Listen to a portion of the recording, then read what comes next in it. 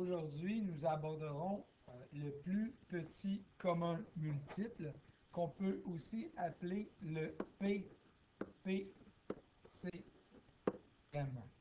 Donc, dans quelle situation nous allons aborder le PPCM?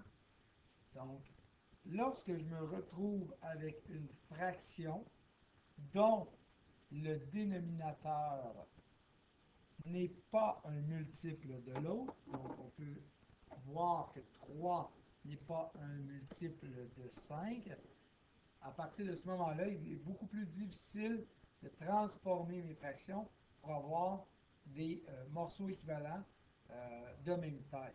Donc, pour y arriver, nous devrons utiliser le plus petit commun multiple, comme ceci.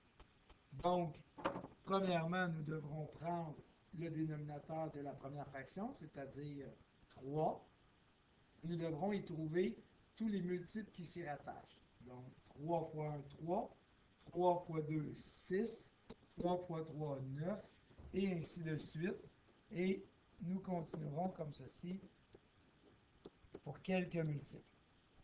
Ensuite, nous ferons le même cheminement avec le deuxième dénominateur, donc le 5. Et nous ferons la même chose, nous trouverons les multiples de 5. 5 fois 1 égale 5, 5 fois 2 égale 10, et ainsi de suite. 5, 10, 15, 20, 25, 30. Une fois que nous avons trouvé plusieurs multiples de chaque dénominateur, nous allons regarder quel est le plus petit commun multiple. Et cette fois-ci, nous pouvons vite constater que nous avons le 15. Qu'allons-nous faire avec le 15? Le 15 va nous servir de nouveaux dénominateurs communs afin d'avoir des morceaux identiques de même taille. Donc, mon tiers devra être transformé en 15e. Et pour y arriver, je peux utiliser mes fameux jaloux où je dois multiplier mon dénominateur et mon numérateur par le même nombre. Donc, cette fois-ci, ce sera fois 5 fois 5.